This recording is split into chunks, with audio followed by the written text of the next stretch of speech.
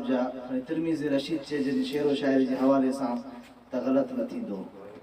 ऐं सभ खां पहिरियां जॾहिं साईं शेर लिखियो हो उन वक़्त में हाल जी शरीफ़ में जुमे जे ॾींहुं मुलाक़ात थी त साईं चयो त हिकिड़ो शेर मूं वटि आहे, तव्हां ॿुधो आहे उहो। छोकी हाजी साहिब सां असांजो तालुक़ु हुयो साईं कलीमुल्लाह साहिब जे करे घणो, त पोइ चइबो तव्हांजो हाजी साहिब सां तालुक़ु घणो आहे, हिकिड़ो शेर हाजी साहिब चयो आहे तव्हां ॿुधो आहे। पोइ मुंहिंजो इन शइ जी तरफ़ तवजो न पियो वञे त का शाइरी साईं जी आहे। मां जो साईं जा हाजी साहिब जा शेर त काफ़ी ॿुधा आहिनि, चवनि हाणे तव्हां हे जो ॿुधिजो न। पोइ उन वक़्त में तकड़ में न ॿुधोसीं, पोइ उहा रिकॉर्डिंग साईं ब्लूट जे ज़रिए ॾिनी, पोइ मदरसे में वञी ॿुधोसीं त पोइ साईं खे चयो साईं इहा नालो ॿुधी शाइर जो पोइ मूंखे सम्झ में ॻाल्हि आई त तव्हां शाइर लाइ चयो पिया त तव्हां शेर ॿुधो आहे या न। उहो अलहमदुलिल्लाह वक़्तु हो। हाणे अलहमदुलिल्लाह जेकर ईअं चइजे सुठनि शाइरनि में शुमार आहिनि त ग़लति न थींदो। अल्लाह तबारक व तआला अञा मज़ीद इल्म में इज़ाफ़ो अता फरमाए। साईं कलीमुल्लाह साहिब जे मुआविन सां जेको शेर मां पढ़ां थो, हक़ीक़त इहा आहे त मुंहिंजो लिखियल त सॼो न आहे, सभिनी जी मिल्कियत आहे। उहा मां अॻु में वज़ाहत हुनजे करे कयां थो, जेका शेर शाइरी थी वई आहे उन्हनि हफ़्तो हेॾी महिनत कई आहे, कलाक बि न मिलियो। उनजे करे जेकॾहिं का ग़लती हुजे त पाण वटि रखिजो, असांखे न ॿुधाइजो। मोहम्मद मुस्तफ़ा महबूब जी आला इताअत आहे। हिते आला जो लफ़्ज़ आयो, आला माना तमामु बुलंद, मतिलबु इहो थियो त इताअत माना सभिनि खां वधीक आहे, फर्मा बरदारी।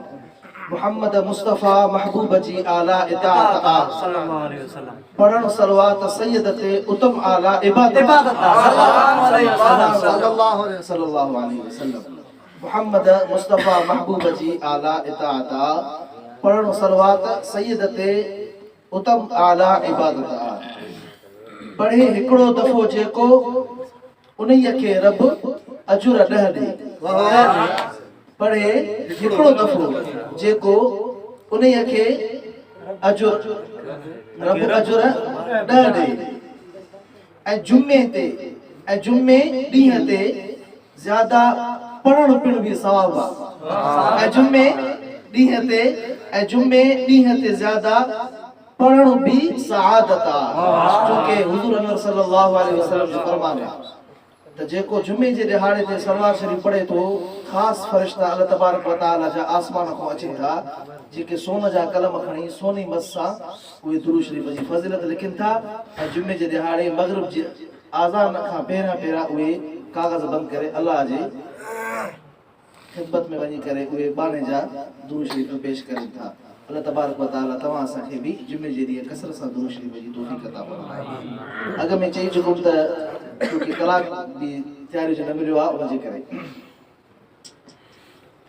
असां उनखे पिया चाहियूं जो आशिक़ आहे मुहम्मद जो सल्लल्लाहु अलैहि वसल्लम। यानी असांजी दिली तालुक़ दिली मुहबत उन्हनि सां ई आहे जेको सचो आशिक़ आहे मुहबत जो।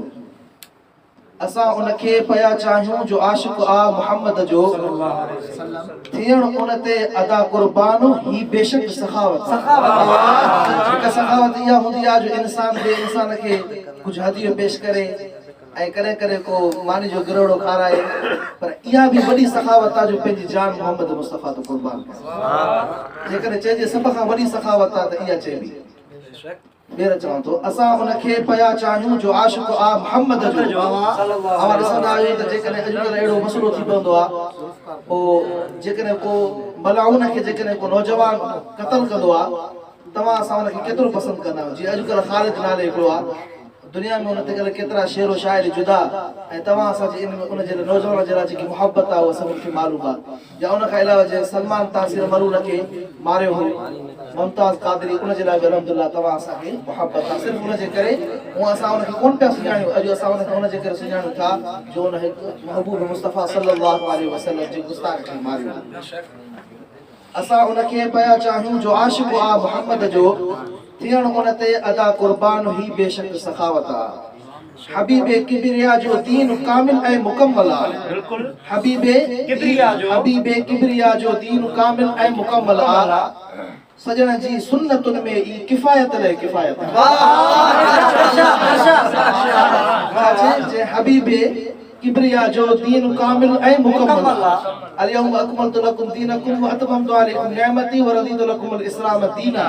यानी अल्लाह ताला ऐलान करे छॾियो क़ुरान शरीफ़ में त जेको मोहम्मद मुस्तफ़ा के दीन आहे इहो कामिल बि आहे, मां अल्लाह खे पसंदि बि आहे। अन दीन इंदल्लाहिल इस्लाम। हबीब किबरिया जो दीन कामिल ऐं मुकम्मल आहे। सजणनि जी सुन्नतुनि में ई किफ़ायत है, किफ़ायत जो जैसे नक्शे कदम नबी के हैं, जन्नत के रास्ते अल्लाह से मिलाते हैं सुन्नत के रास्ते। अस्सलाम वालेकुम।